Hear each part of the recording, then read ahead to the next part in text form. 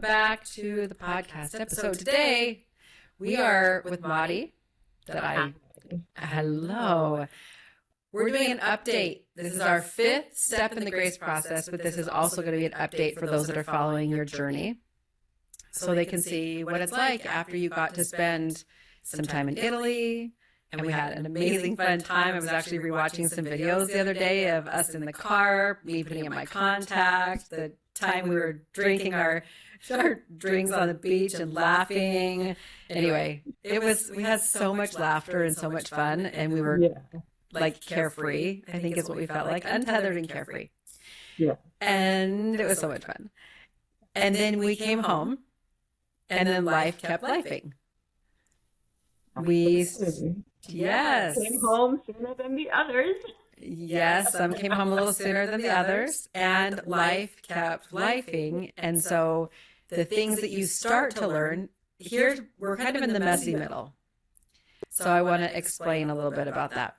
So once you crack open, that's what I call it, like once you crack open, you start to expose what's been going on, what patterns you've been living with, what you've been suppressing and repressing, that you haven't been allowing yourself to experience since you were young, right? Which is what we've gone through. Mm-hmm. Once you crack that open, then it's like, oh shoot, what do I do with it? Because now you see it, but then now when you see it, sometimes you don't know how to fix it. Would that be true? Yeah. Yeah. So now you're like, okay, I know I don't like to feel this way. I know I don't have to feel this way, but I don't understand why I'm feeling this way. I don't understand what's going on for me. And how do I, yes, why does it keep coming back, and how do I make it stop? Yeah. Like, yes. Okay. So we're gonna get a quick update from you as we are moving into our 5th step in the grace process, which is our leadership. It's empowered leadership. And leading from a different space. So we're not talking about just leading other people. We're talking about leading your thoughts. We're talking about leading with commitment. And we're talking about leading with purpose for yourself. And then when you can do those things, then you can be a voice to help lead others. You can be a great leader in the world for other people. But you've got to be able to do that for you. And you're like, I don't know, Lisa, we're not leading very well right here. We're the chicken running around. Don't know what's happening.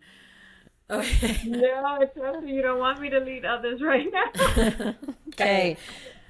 So why don't you give us an update? Like nobody's got to hear from you, which this is going to be so fun. You came home from Italy, and you had some amazing experiences. Yeah. Very quickly. I did things completely out of my comfort zone, mm-hmm. and realized that it was okay, and I didn't die. And mm-hmm. I learned a lot about myself. And when I came back, I was like in a different headspace. Mm-hmm. So I had the hard conversations.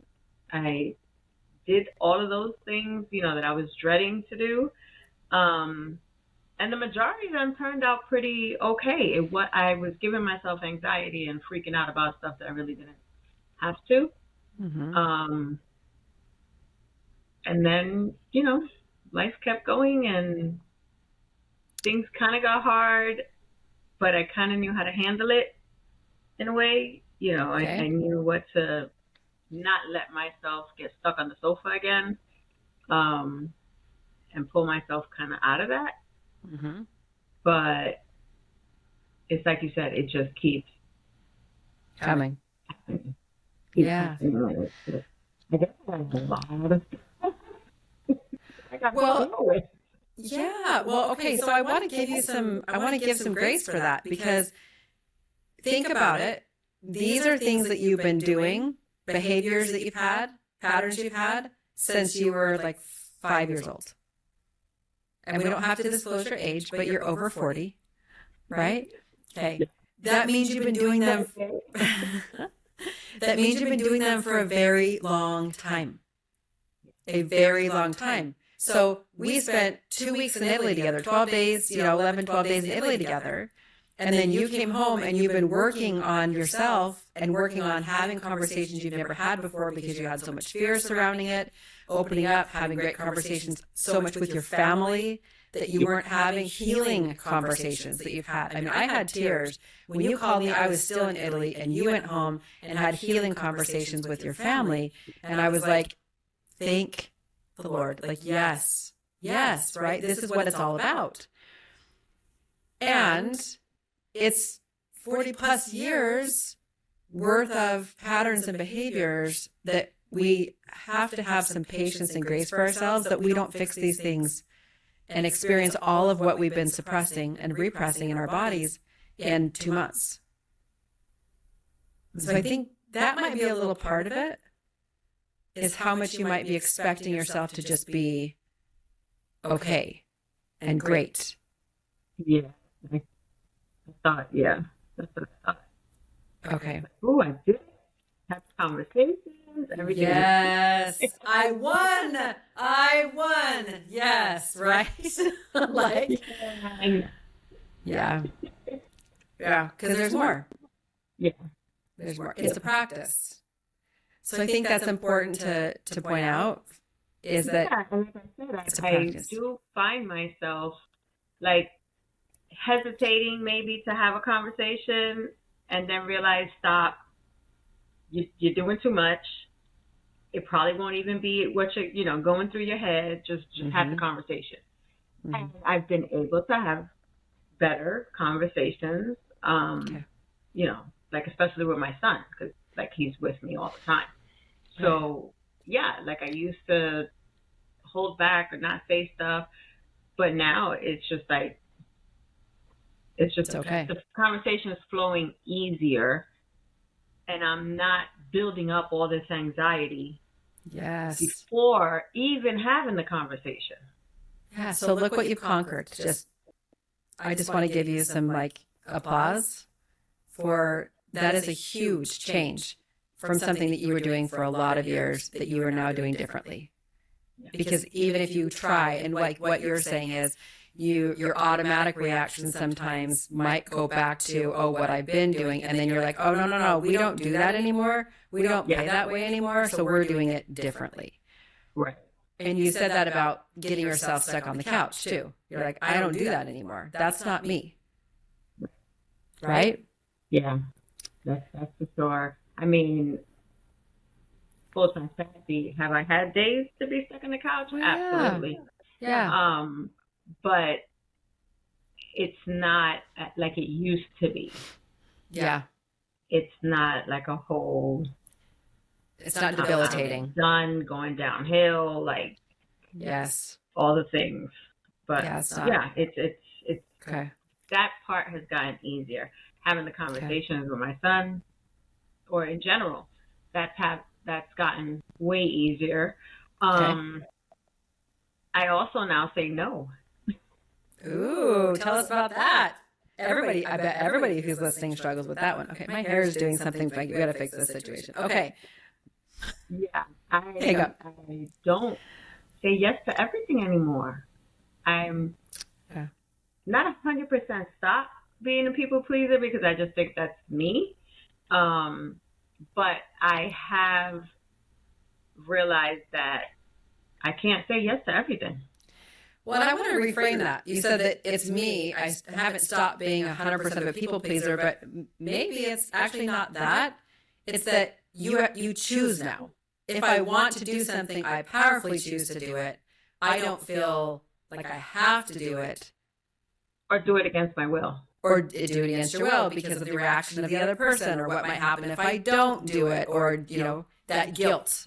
You don't do it out of guilt and shame anymore. Now you powerfully choose it. So that's not people pleasing. That's powerfully choosing what you want to do. And if you want to give service or, participate in something or whatever, that's a choice. That's power. That's not victim. Okay. Yeah. Okay. So I do that now. You do that now. You powerfully choose, which is absolutely amazing. You graduated from that as well. Okay. Yeah. Yeah, okay. I did. What else? What else? So what happened? So you came home, you had conversations that you had not had before, and started open dialogue within your family that you'd never had before. Yeah. and change the trajectory of the way that your family interacts with each other, and Yeah. creating a healthy dynamic for the way that you guys conversate. Yes. Okay. Absolutely. Open the door to have more meaningful conversations. Yes. Yes. Things that I didn't know affected people, it did affect people, and like way back stuff. Yeah. So having those conversations aren't as hard. Yes. It's not there's no judgment. It's not anybody's fault.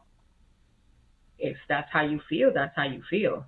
And I've also taken things, how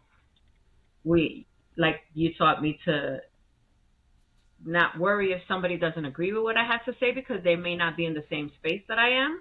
Right.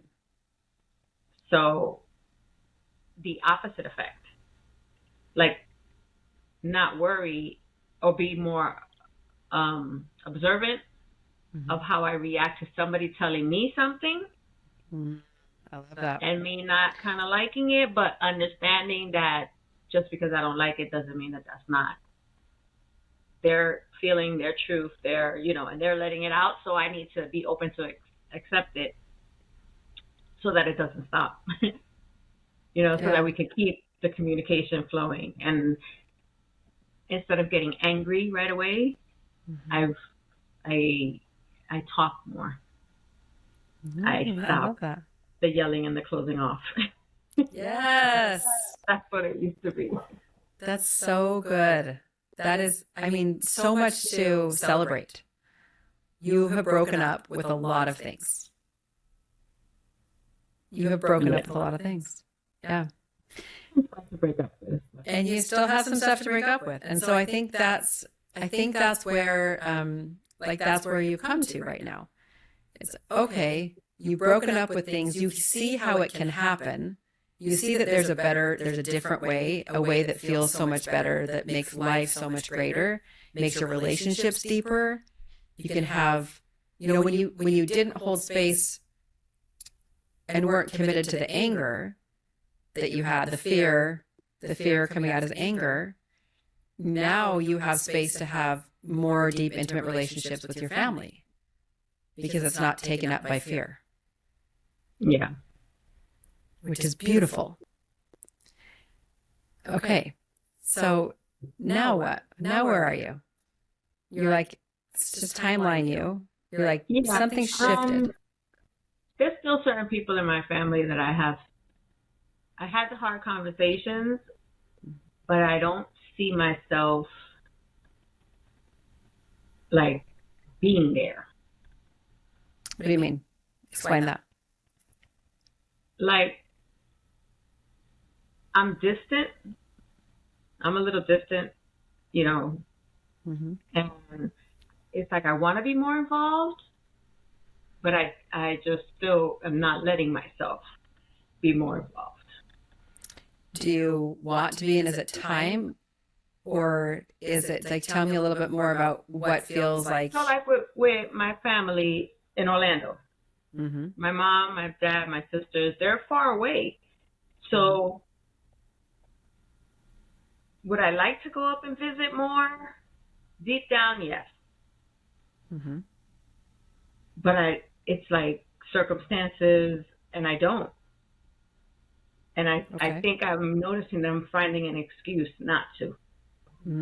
Okay, so there it is. Yeah. So the first layer you said was, it's the circumstances, but really, it's not. See how I'm catching myself? I know. I'm so proud of you. You know the answer. Yeah. I do. It's just, yeah. Okay, so you are leading, you are catching your thoughts. You are leading yourself. How much are you allowing yourself? Like, let me explain that a little bit further. So you're catching, we've talked about a couple different things over the last couple months. and you're catching if you're maybe not fear, but like you have some grief that you haven't experienced, right? So there's some of that. This wanting to go see your parents, but then finding a reason or a story around why you can't, even though you know you can if you really wanted to. But you are recognizing all of them, so you are aware that it's happening, but there's resistance still to actually making the change, doing the thing, experiencing the emotion that you don't want to experience yet. Okay. Yeah. In a way, it's like I feel I'm the one, I have to look for people. So tell me that. You have to look for people? Yeah, like, so, okay, I have a big family when it comes to my dad's side. Mm-hmm. Okay, my biological father,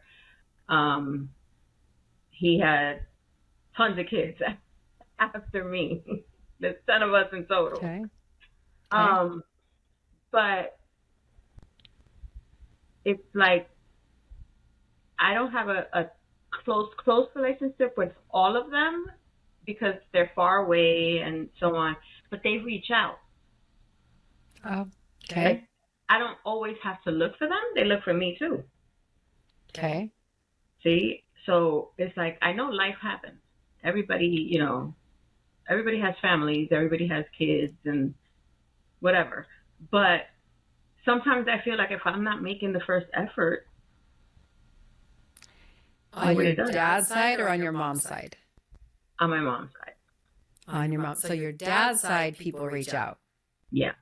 On your mom's side, you have to be the person that reaches out. Yeah.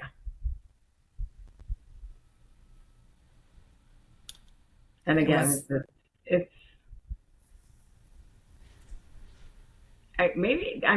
that's kind of the way it's always been. Mm-hmm. So maybe I'm asking for too much. No, let's go deeper. Yeah. So, like, I want to build a relationship, and when I'm there, it's fine. We have the relationship, we talk, whatever. But again, I'm far away, so it's like, so the that's only people that worry about me over here. I mean, my brother, because he's here. Mm-hmm. So how much of the story that you've now surrounded this with your family is it's story, number one, right? So it's always what are we seeking for? Because love and affection. Yeah. So you don't want to be the one to reach out because you want someone to love you. You want them to show the love to you.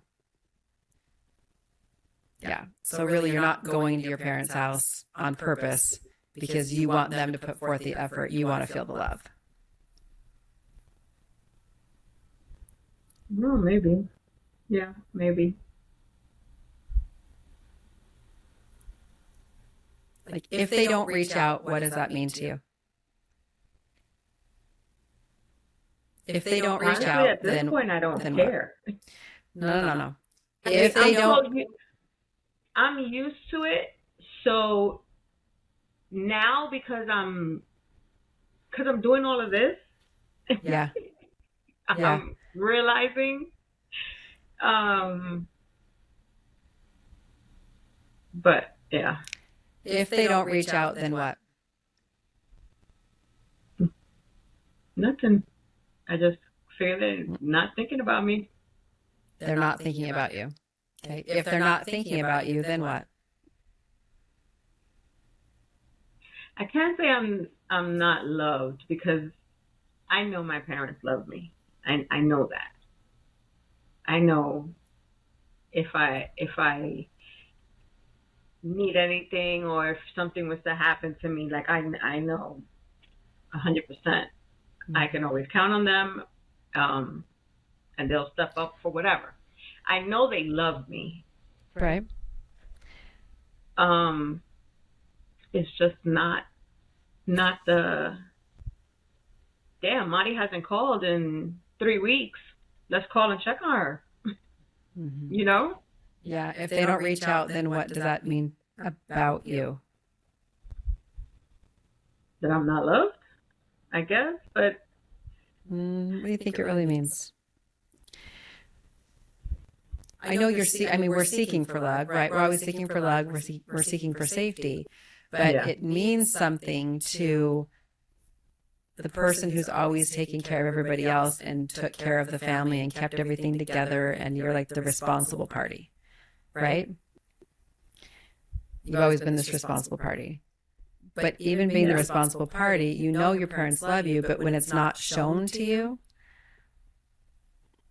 when it wasn't shown to you, it's sad. so then if they don't reach out to you, then you are Sad. And how well do we do sad? How well are we doing grief? We're working on that right now. Mm-hmm. I'm trying not to be sad. It's just. Wait a minute. Why are we trying not to be sad? Because I can't. Like, I'm trying to let go of things so that it doesn't block me from what I need to do, from what I want, from where I need to be. Right? But you're avoiding being sad. Yes. Yeah. So it's not about letting go, it's about moving through. And if we don't move through, then we're dancing around it over and over and over again, trying to say that it's okay. And you've said a couple key phrases. It just doesn't matter. It's always been like that. You know, I know that they love me. Okay, that's dancing around the outside edges of the grief. It'll pass. Yep, it's a feeling. It'll pass. Like just chalk it. Like, yep. Add it to all the other reasons, right? All the other stories. This is what's blocking you from being able to move through it because you're dancing around it.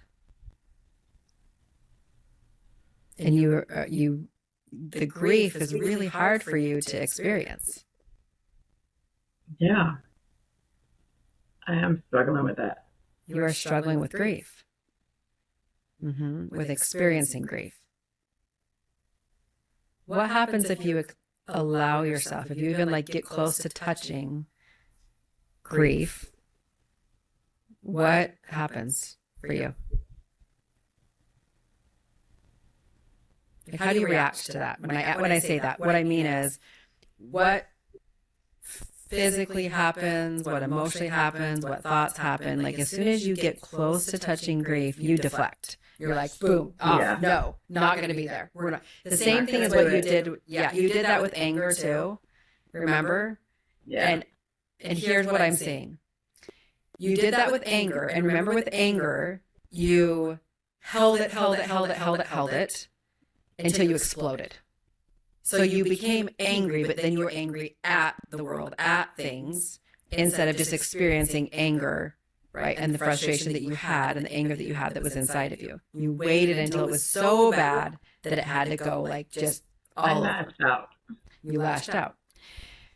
With grief, you also don't want to touch it.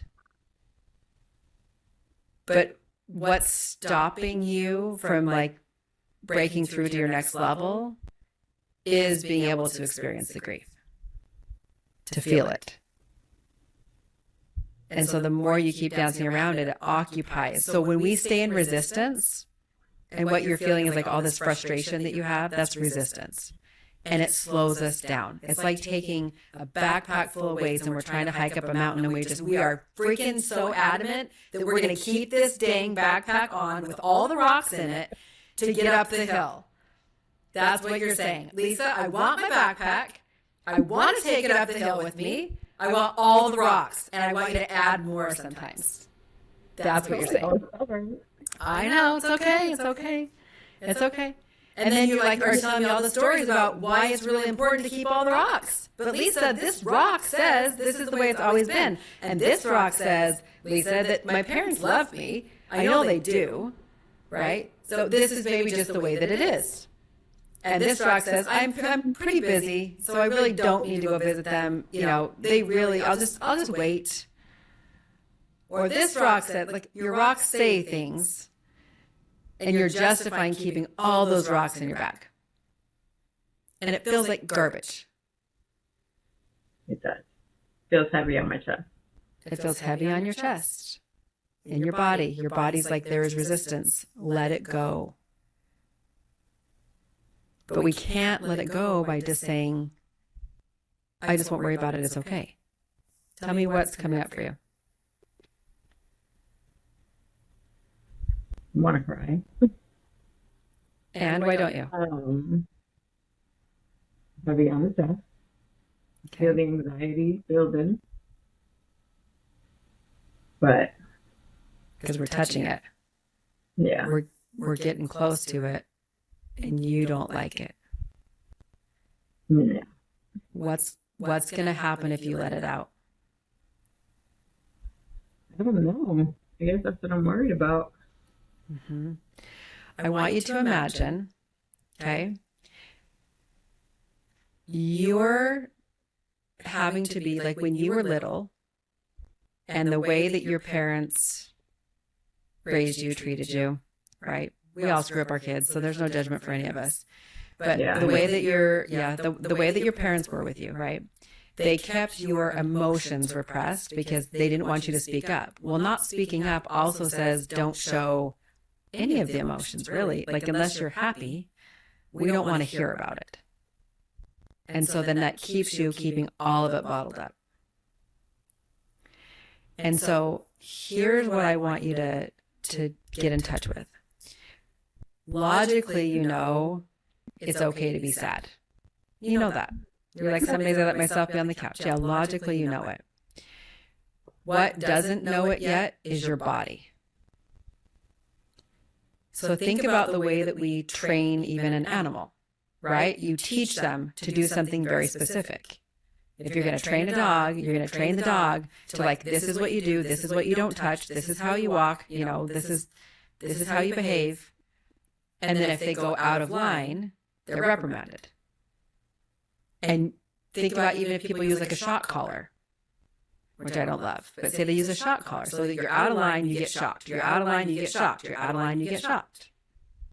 Okay, your body, if you even get close to being out of line, what do you think the body of the dog does? Has a reaction. Before it happens. Yes, which is the same reason why if you have like those underground electric fences or whatever, a dog will not go outside of where they now know this fictitious boundary line is. Even if you remove the boundary, even if you took away the shock piece, they still won't leave it because their body remembers. Mm-hmm. Muscle memory. Yes. Well, we have muscle memory with our emotions, and our body has muscle memory with these experiences that you've had. So your body, I don't think that it's a logical thing that you don't feel safe to experience your emotions because you know that's okay. I think your body doesn't know it's safe yet, which is why you're having the tightness in your chest and the anxiety's coming up. Because we're barely just talking about experiencing your grief. And look what's happening. Your body's like, there's a line and it's going to shock you, and don't go there because it hurts really bad. That's your body remembering. Are we on track? Yeah, you could say that. Yes Why or I never no? rushed you. Why you haven't what? Rushed you when you're like, oh, let's do it next week. Sure, next week. Oh, let's do it. Yeah. Yeah, let's do it that. Yeah, we've been prolonging this for a few weeks now, and I think I messaged you last night, and I was like, let's tomorrow. Let's get it on tomorrow. It feels right. No, like, no. Don't have time. We don't have time to think about it. So the longer that we stay in this, it's not just it's the story of your body. It's the story that your body has experienced. We know everything else can be an excuse, but your body knows this to be true. And it is very real. And this is something that we don't talk enough about, which is how our nervous system responds when we try to make change, even if it's positive change. Does that make sense? Mm-hmm. Okay. So tell me where you're at right now. How are you feeling? How's your body feeling? Just coming down some. Okay. Yeah. This is coming down a little bit. Okay. So, what's your biggest challenge you feel like right now? Like what are you trying to do that you keep getting stopped? Where else is this showing up? Your parents? Where else is this showing up that you're feeling stuck and not wanting to move forward in something? Well,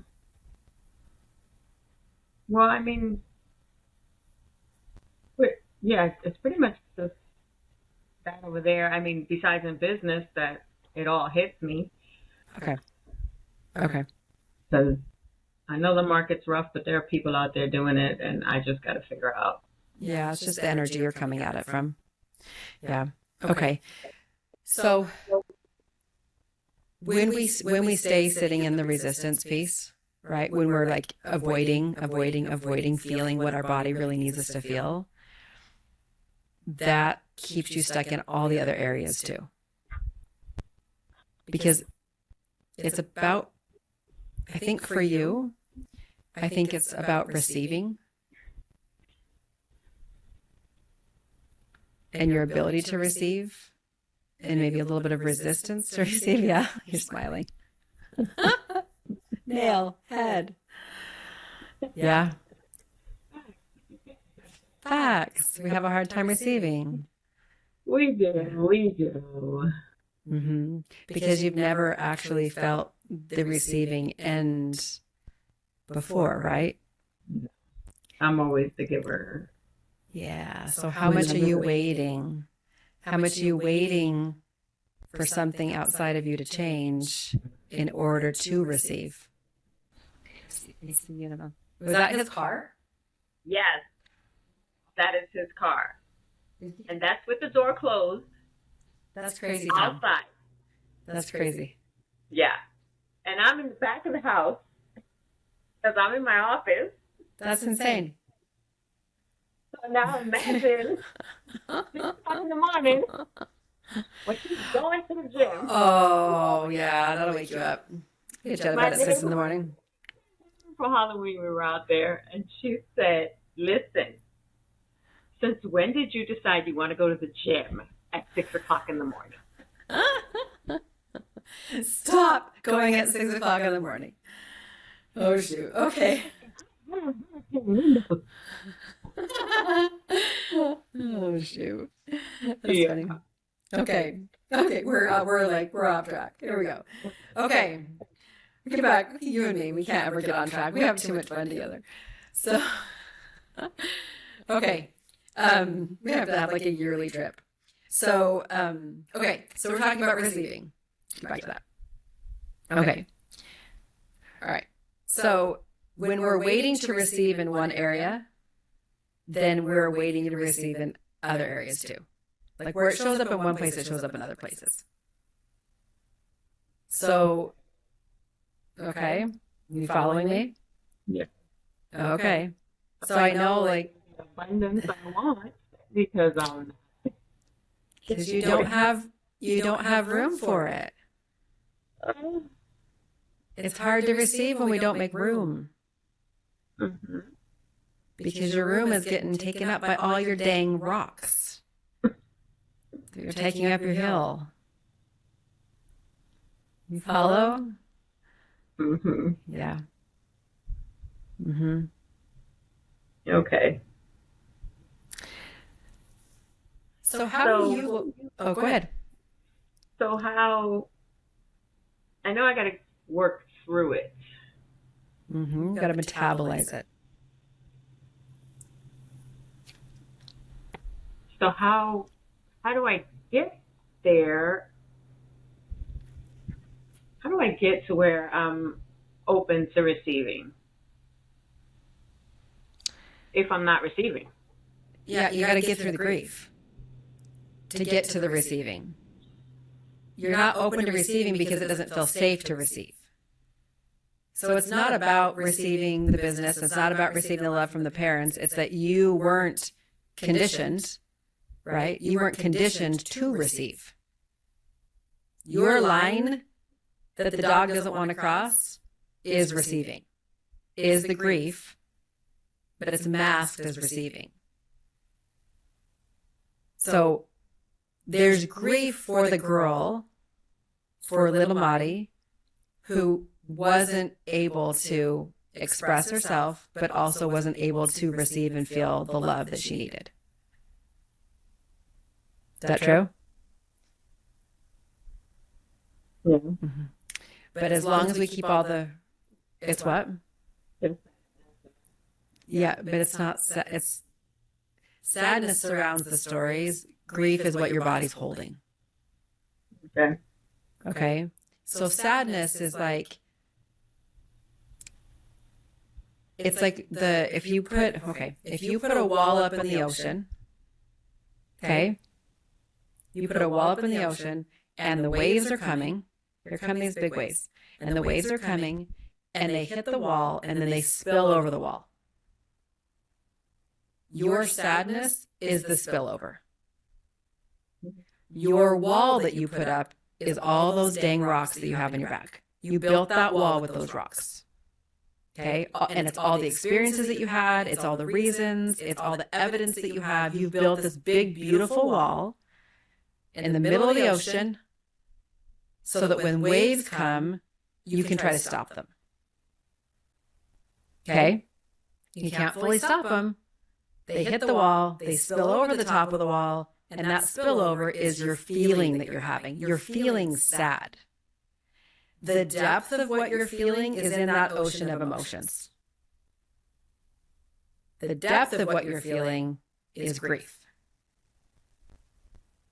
But your wall is so fortified that you aren't able to access it. Does that feel true? Yes. Okay. So let's talk about access points then, okay? Because that's what we're, access points. Okay, so the access points. So there are triggers. When we talk about triggers, experiences that we've had, or when we have them and we're triggered, those are access points. That is an opportunity to not shut it down, but to experience it.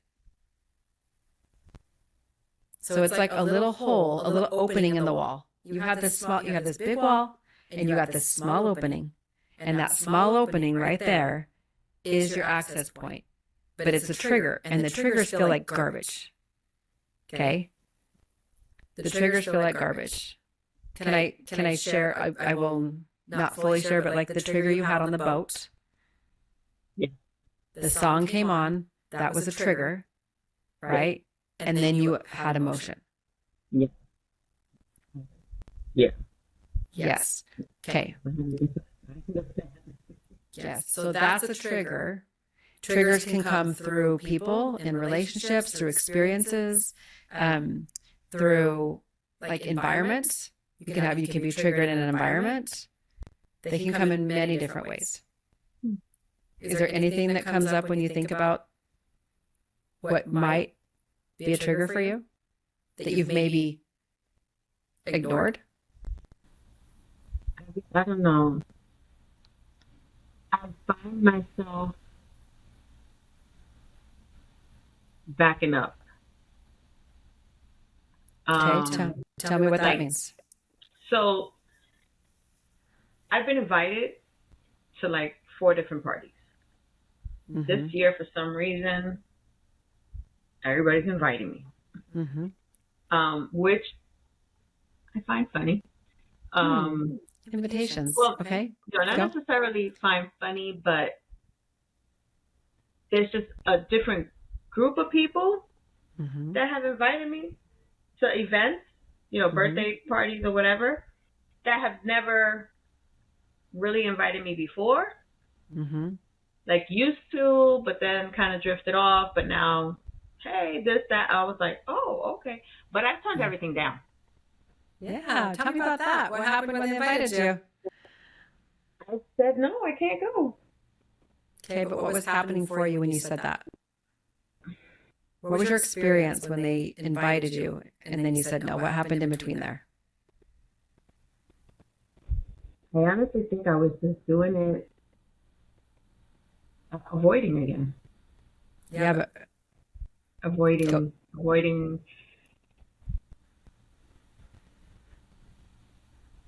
I don't know.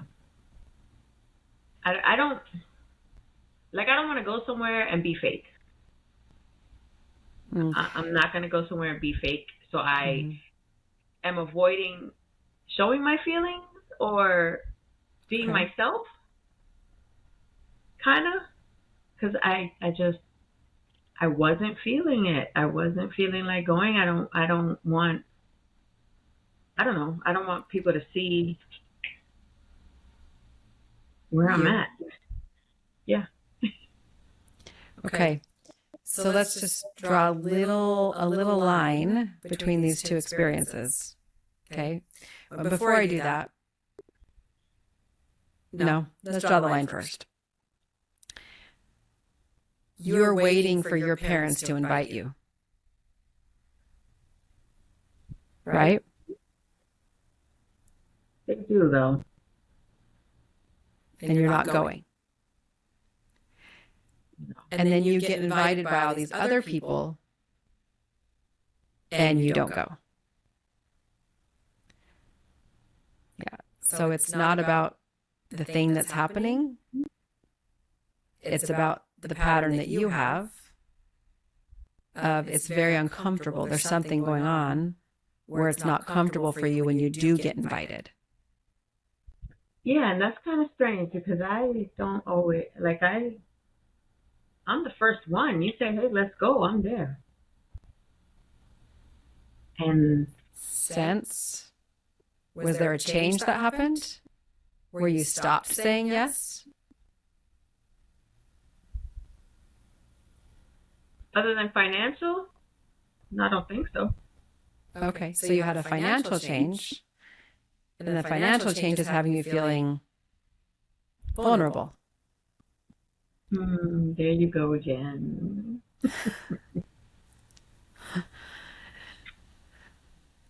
Oh. Yeah. Yes. Yeah.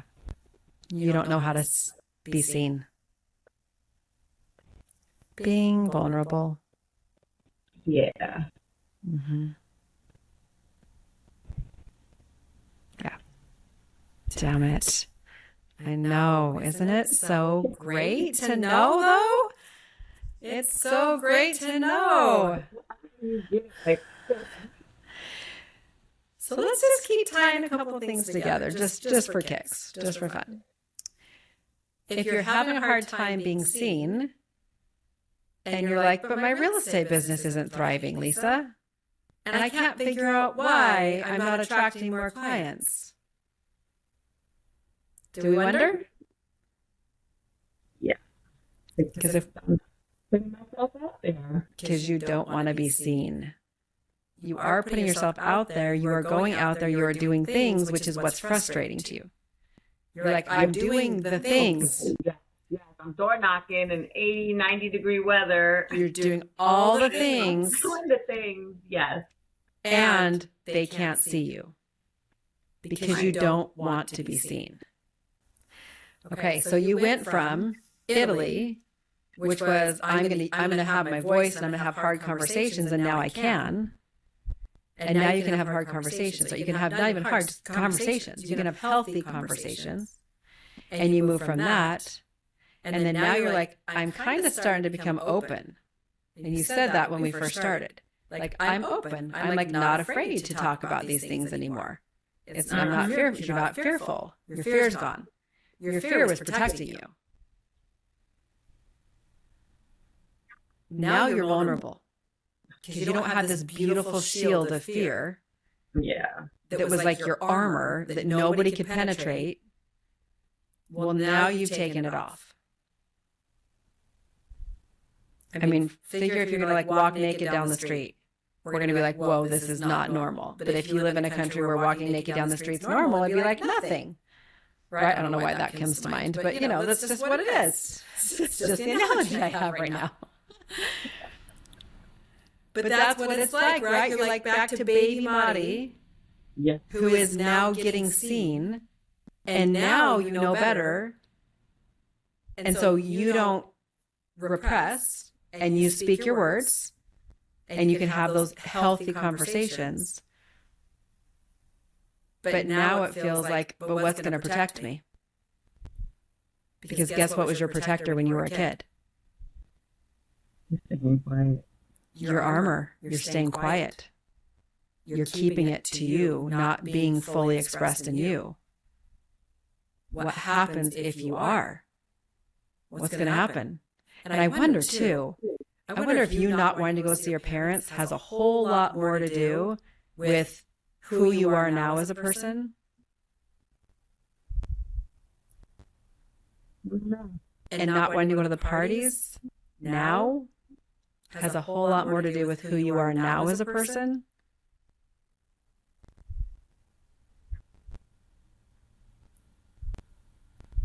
I don't know.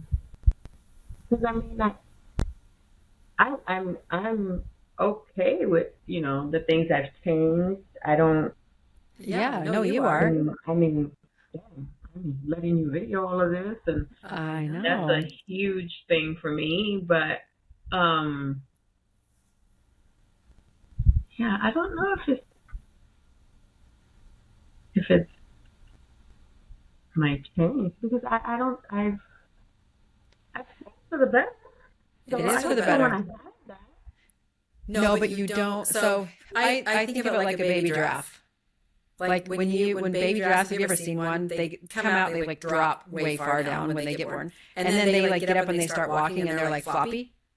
If you think about all the years worth of pattern and habit that you and behavior that you've just like, nope, we don't do this anymore. And we're changing, we're doing something new. Mm-hmm. There's some what I call like baby giraffe phase that you're now going to have where you're now out there kind of flopping around with other people. Because you've had your armor on, you've been protecting yourself, you've had now conversations and opened yourself up with your family.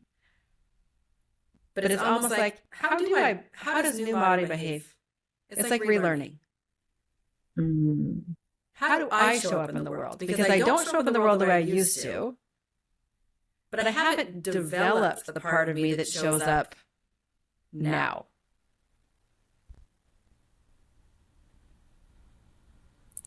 And we just think it was magically going to happen. That like we get rid of this pattern and then all of a sudden the world's just, it's just peachy, right? But if you think about it, like as a child, if you go back to childhood development, when our development is stopped in that area, you have to go back and reteach yourself or teach yourself for the first time how to behave, how to show up as you, authentically you, all of you, without the fear. Because now you're like, I don't do the fear. I know how to do fear now. But now you get to practice it in the world without your armor of fear.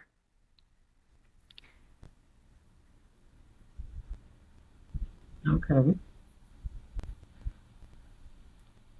And now I'm letting vulnerability stop me from figuring that part out. Yeah, and I don't think it's logical vulnerability. I think it's your nervous system feeling vulnerable.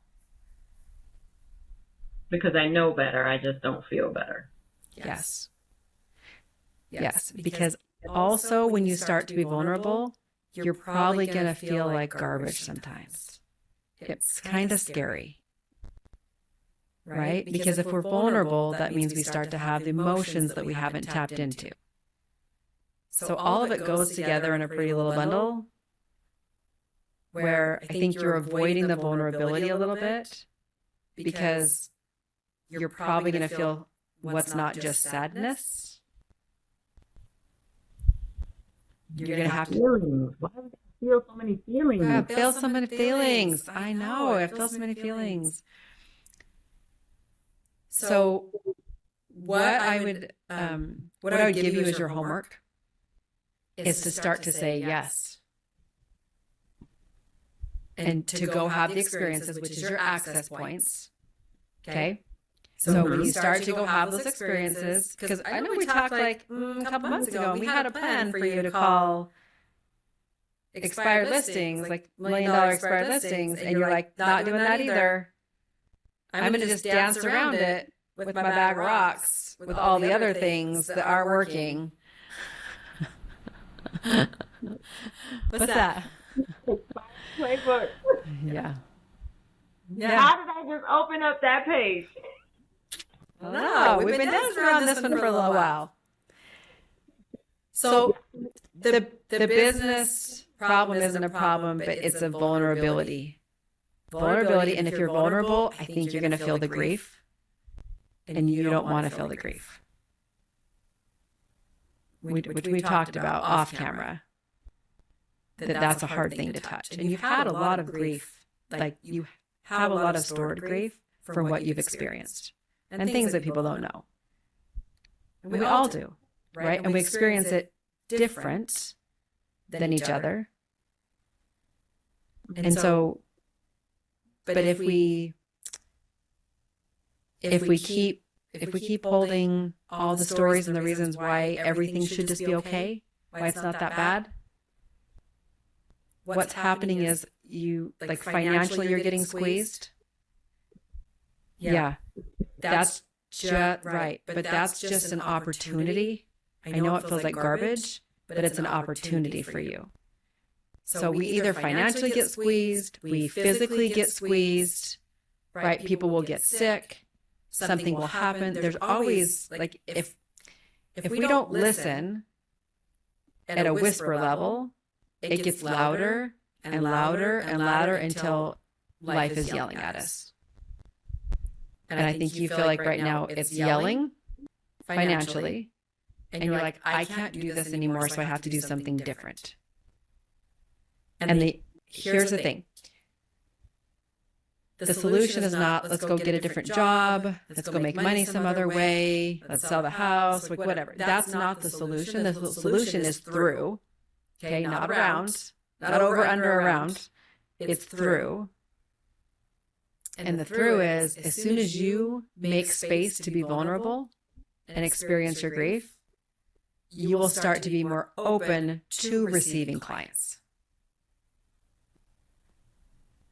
But your energy and your body is like this. It is closed off. And you're like, I don't want to be vulnerable. Leave me alone. I can attest to this in dating. So I promise it's very true. It's so true. When we are closed off, we're like, yeah, when I was like, oh, I want to date. And my coach is like, really? Are you really committed to dating? And I was like, yeah, I'm totally committed to dating. And then she's like, no, you're committed to like self-protection. You're committed to not being seen. No one's going to find you if you don't want to be seen. You will stay hidden in plain sight. And it is very true. Like your energy signature will be like, and I will tell you, I worked with another agent on this and similar situation. And the second we started tapping into it, she's like, what did you do to me? I have so many people calling me, so many clients. I can't even handle it. I'm busy. But she became open. And before that, for 6 months, she was losing every listing appointment she could possibly find.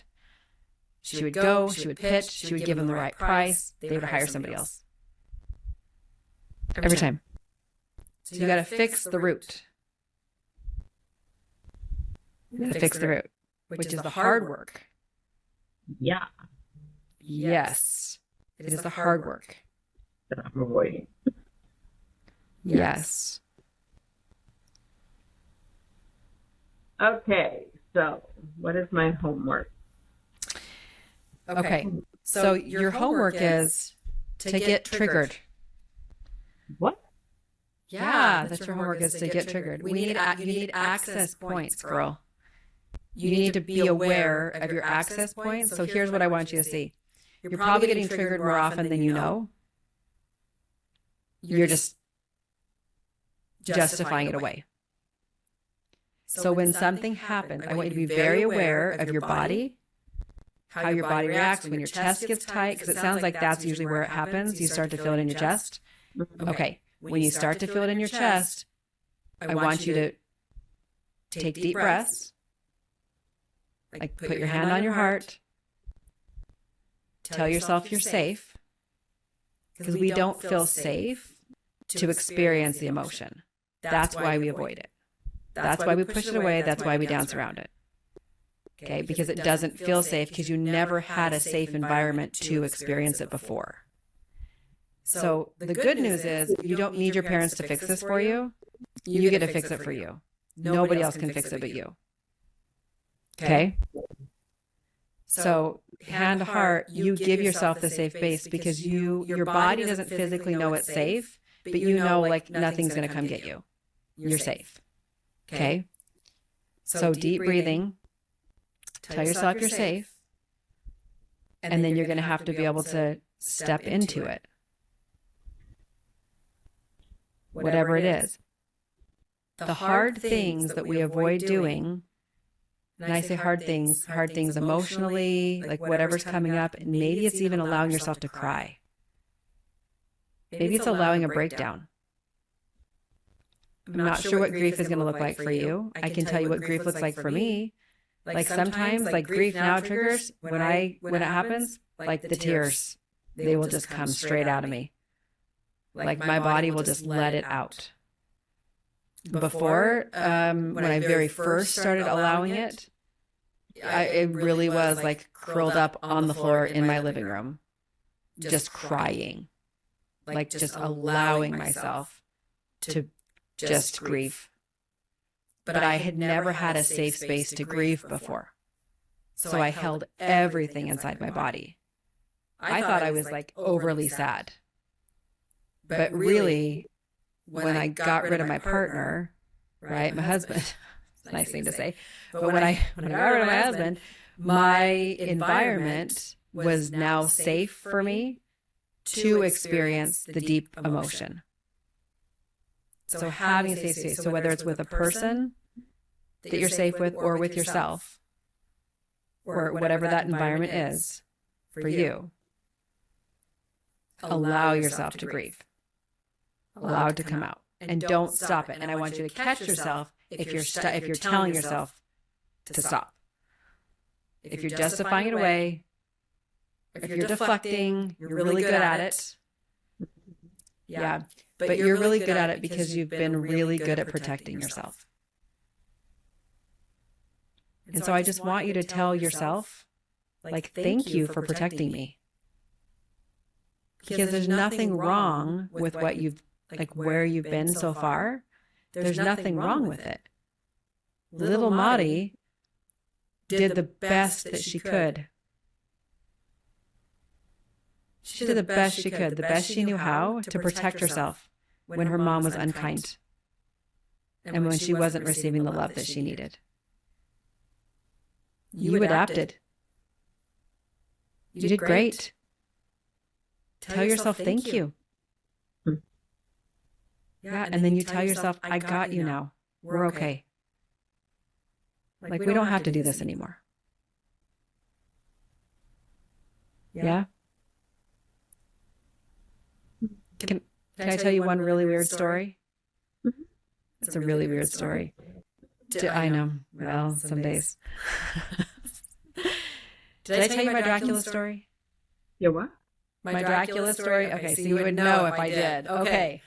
It's the weirdest story ever, but it is the best blessing in being able to explain how this works. So for like the last couple years, at least 2 years, I have slept in Dracula pose, like this. My kids called it Dracula pose. Okay? This is odd, right? Nobody sleeps like this. Apparently there are people who do sometimes.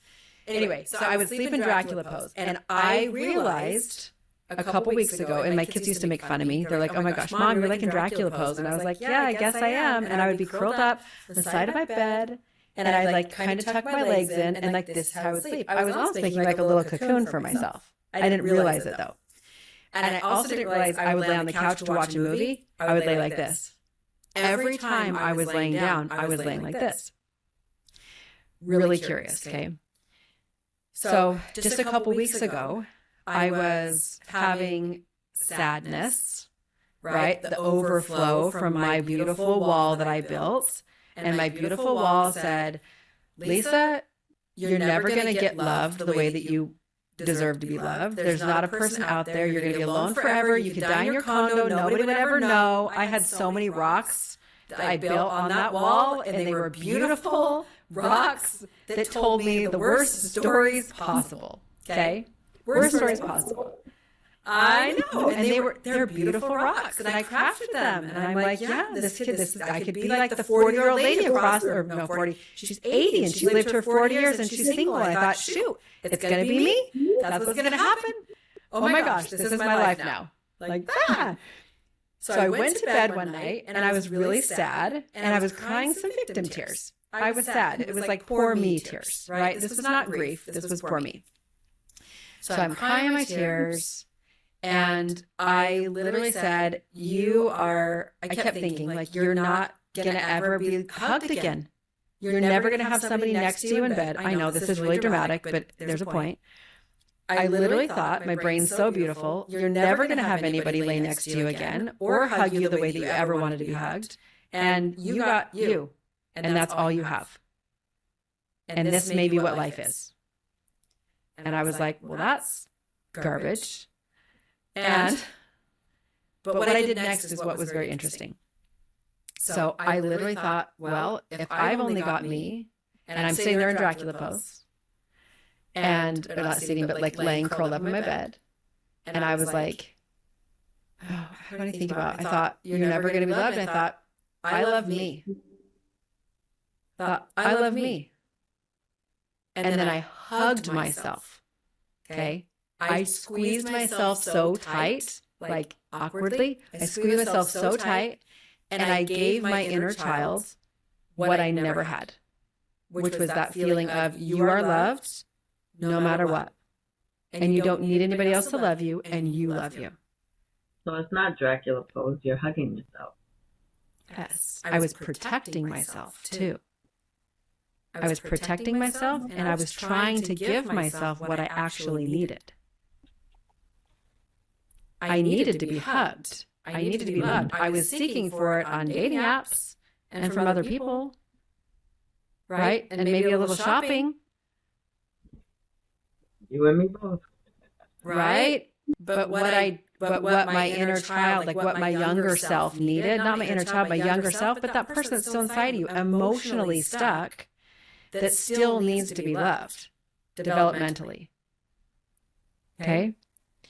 Here's what's amazing, like blows my mind. The next day, I went to sleep. The next day I came home from church, I took a nap, which I don't usually do. And I sprawled out on my bed. I have a king size bed all for myself, and I legit like spread eagle. I just sprawled out on my bed, slept on my face, pretty sure there was drool happening, and I just slept on my bed. And I woke up and I was like, that's the best nap. I slept for like an hour. It was the best nap I've had in a long time. When I went to bed that night, I lay down, I get my bed, I get all tucked in, and then I was laying there and I realized my arms were out like this. I was laying on my side and my arms were out like this. And I was like, what's happening? And it was the next morning when I realized after I gave myself the love that my little child needed, I wasn't protecting myself anymore. And I have not slept in Dracula pose since.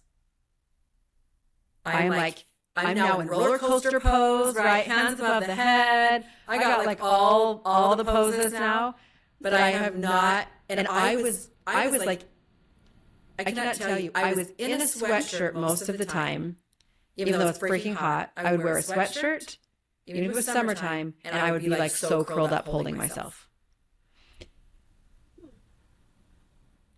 that is how much, like that is a visual, serious representation of how we can give ourselves what we actually need. And we don't get it from anything outside of us.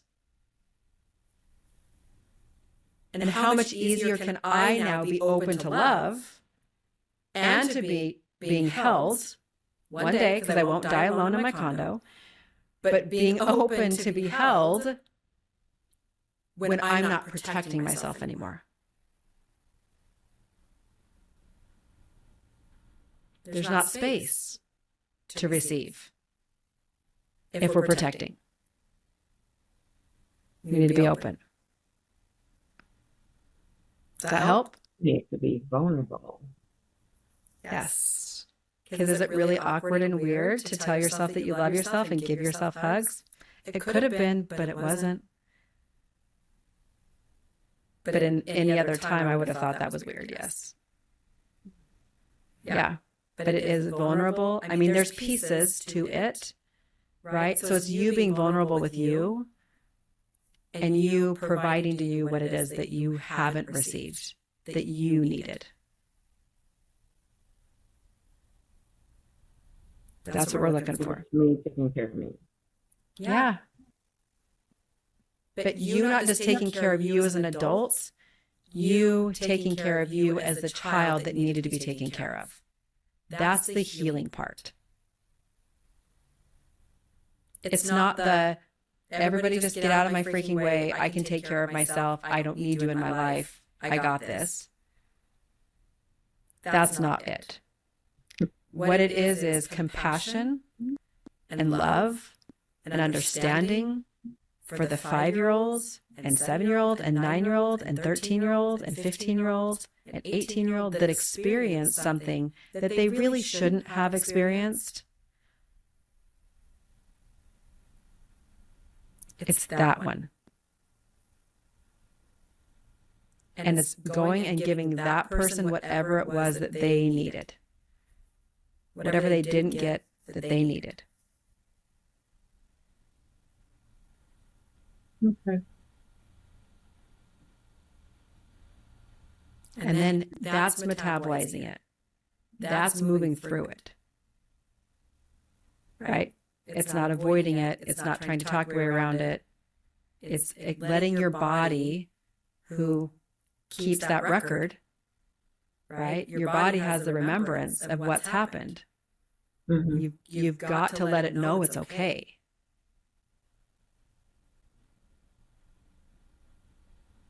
I think that's where you're stuck. How did we do? Yeah. Because, I like carrying those rocks because I don't want to be vulnerable. So good. Those rocks are so good. You build your dang wall to keep the ocean from coming towards you. It's coming anyway. Yeah. It's coming anyway. Everything out and away. But I get it. Yeah. Okay. Next trip you're taking? Hawaii. Yeah. That would be great. Yeah. And I'm not going to say no because I know when it comes to you, one way or the other. When it comes to you, you made Italy happen. That was you. I called you with 5 weeks notice and I was like, we are doing Italy. Are you in? And you made it happen, not me. I just gave you the invitation. With the help of my daughter. You stepped into it. Yeah. Yeah. She played a big part in that too. Yeah. Yeah. Okay. Okay. So, yes. Need to grieve. Let it out so that I could be open to receive. Yes. Okay. And say no to any more invitations. Well, the no to the invitations is just your access. Like if you feel uncomfortable, then that's, it's your access. You're feeling uncomfortable for a reason. Yeah. I couldn't have because like one of them was actually, family. No, not anybody I've ever had any issues with at all. Yeah. Yeah. Just you're like turning all of them down. You're like, forget you, forget you. And you're like, yeah. Wait, what? Another invitation? What? They're just showing you. It's good. Like, what is going on right now? Yeah, God's like, Marty, wake up, wake up, wake up, wake up. That's what's happening. God's like, wake up, Mari, wake up. My son, and he was like, what? I was like, yeah, can you believe Yes. like this one, this one, this one? And he's like, okay, Mom. And you said no? I'm like, yeah. Yes. We don't hear the invitations that are being given to us and what they're actually going to be able to show us. So when you hear an invitation, not just an invitation for that, but just that access point, that invitation, that experience, whatever's going on, stop shutting it down. You are still shutting yourself down. So you are now speaking, but you haven't stopped shutting yourself down. Okay. Well, Good work. we need to get this done because It's not a timeline. You're like, we're ready to make all the money. Great. Let's do this. Let's do this because that's what comes next. Yes. Yeah, now, we got tools. You got a process, you got tools. To be continued? yes, ma'am. Okay. Love it. Thanks for sharing with everybody. I know that your journey helps their journey because you're not the only one, because we all, like my journey, your journey, everybody who shares. This is totally normal. Like comforting, like I told you the other day, it's like I don't tell my business to anybody. I know. That's a no. I don't let people in that way. Yeah. But I felt so comfortable. Like that day was all brewing, and it just happened to be the Wednesday, and so I don't feel judgment there. I don't feel. Yeah, in our coaching group. Yeah. Yes. Okay, so pay attention to that. Do you see how you're able to access it when you have the safe environment? If you don't feel safe, you're not going to access it. That's a safe environment. So what if I don't feel safe in all the environments I'm in? Well, you have to look at it. Are you not safe, like actually not safe? Or what's the best way to say this? Are you moving into something that is an opportunity? Or is it really like, I don't feel safe, I can't experience this here? Mm-hmm. Like, you're going to have to challenge yourself and ask yourself that question. What I'm saying is, you yourself, you actually get to create your own safe environment.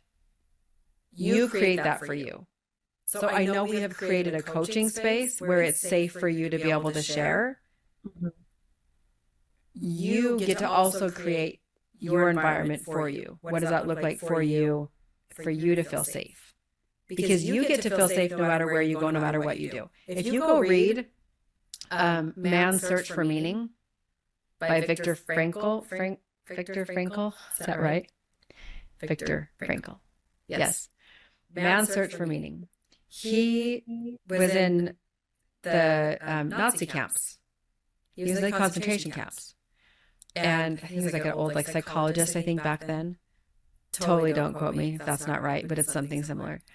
But he literally watched and observed that people could get beaten, they could get food taken away from them, they could be, on death's doorstep, but the ones that survived, you could always tell. Because it came from inside of them, and they didn't let the outside world dictate how they were feeling. They created for themselves what they needed. They had nothing else. They had no clothes, they had no food, and all they were doing was getting beat, right? Beat and starved.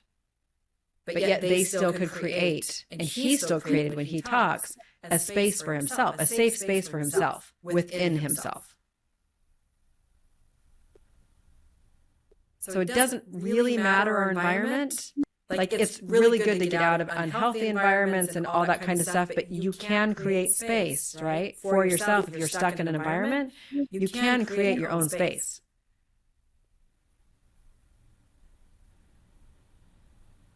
Okay. But are you running, or are you, I mean, you have to ask yourself, and you're going to know the answer, by the way. So I can't answer that for you. But when you get in a situation, you're going to know, am I running away from this? Or does it really not feel right and I shouldn't do this? Like, is this just not the thing for me? Or am I avoiding? Yes, you get to answer that question. Nobody can answer that question for you. That's the question. And if it's like, I'm avoiding, then you know what the answer is or what you do next. If it's like, no, this just isn't the thing for me, like, then you just don't do that thing. Then that's not meant for you. You gotta, that's the trust part. You gotta trust you. Yes? Mm-hmm. Yeah, there's not like a blanket playbook for every situation that you're ever going to go into. The blanket playbook is trusting. Trusting you, trusting God. When you know what that means or what that is, then everything that comes along you can handle.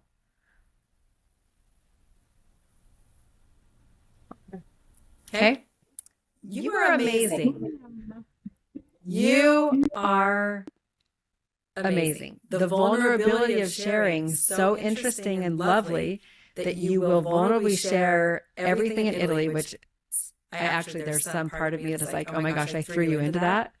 Although I'm like, we're going to record it. We're going to record everything. And okay, we're going to record everything. I was so excited. I said, how did you get me to say yes to that? I don't know. It was meant to be. I don't know. Because it wasn't even my plan until like the couple weeks before. And I was like, we're recording all of it. And then I told my team, I'm like, it's all good. I got the gig. Yeah. I don't know how to do it, but we're doing it. And we're going to up. Like, oh my God. I had no idea. I just knew this is what we were doing. And then you're like, okay, we're going to record. I'm like, how we do this? I don't know how we're doing it. We're going to figure it out. And it's the right thing to do. But you have opened up and shared so much and so much personal. But how does it feel to be witnessed in sharing all of those things? What do you mean witness? Yeah, like your story, your experiences, your struggles, the good, the bad. Good. In all honesty, I was kind of freaking out in the beginning, but then it didn't come all out, so I was a little bit at peace. But now when you kept putting your dates out, happening, I did have a little like, no. Oh, whatever. Now with it. Yeah. So, have I gone and looked? No, I have not. Yeah. You should go rewatch yourself. Yeah, I was thinking about that. You should. I have been rewatching myself, and let me tell you the tears that have come down my face, rewatching myself, and the love. There's this interesting connection that I have now found in watching myself and having this love for that person. And I kind of think that I haven't watched it because I think I'm going to relive it. And it's got really vulnerable. But right. See that? See how sneaky it is, though? Oh my God, yes. Yeah, it's sneaky. So now here's the fun thing. Are you ready for the fun part? And then we can let you go. The fun part is you're going to now see where you're doing that in all the places. It's going to be like whack-a-mole popping up all over the place, and you're going to be like, oh my gosh, look at this. Oh, look at this. Oh my gosh, Lisa, I'm doing it here. All of a sudden, you're not going to be able to unsee it because now you see it, which is so amazing. we start to expose, we take back the curtain, right? And we start to expose it for what it is, and it's not so scary. You got this all day long. Yes. Yes. Okay. So good. Yeah. Well, Go rewatch yourself. Yeah, I'm going to. Awesome. I'm going to do that. So amazing. To be continued. To be continued on Lottie's journey to joy. Yeah. Yes. Just when you thought it was done. Never. We have more onion layers and things to grow with, and it's so good. It just keeps getting better and better. Yes, ma'am. Mm-hmm. Thank you. You're welcome.